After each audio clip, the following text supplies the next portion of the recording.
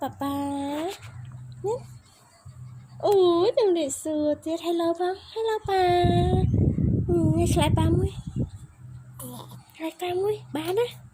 Con ba gai, con ba gai ba đó. Lên, con ba khôi bị lên. Thông thông tức chờ này lên. Hello ba, hai nha. Baby ba mũi ạ. Lên. Baby ba mũi. Ôi trong papa, baby papa tên nghĩa ô nó. Thì ấy con, ôn trọng bạn ấy. Cái lan nó, là lan nó, là lan nó, lan ô nó. Lan ô nó nè. Nè. Hello. Baby mũi. Baby mũi, baby mũi.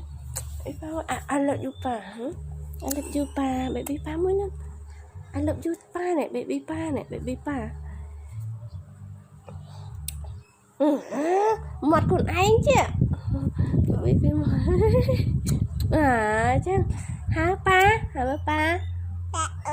Papa, nào được thật bà, nào được thật bà rồi. Hả? Ôi nào được thật bà, ôn mơ mơ. Dạ, khôi. Papa. Camera, no. No.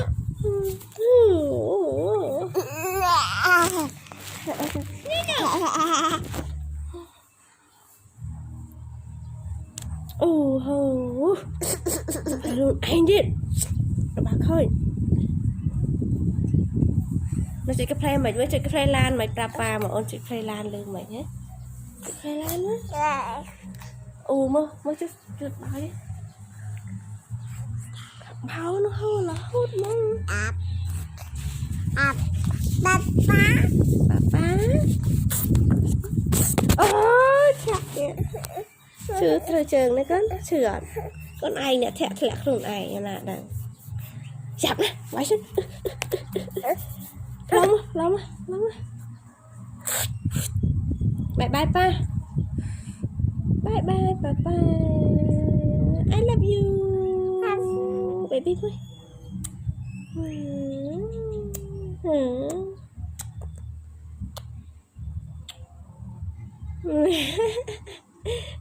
Con gì vã trái ấy.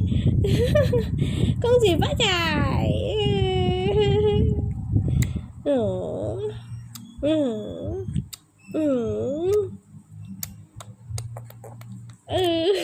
Khơi. Bye bye. Bye bye. Bye bye. Bye bye. Bye bye.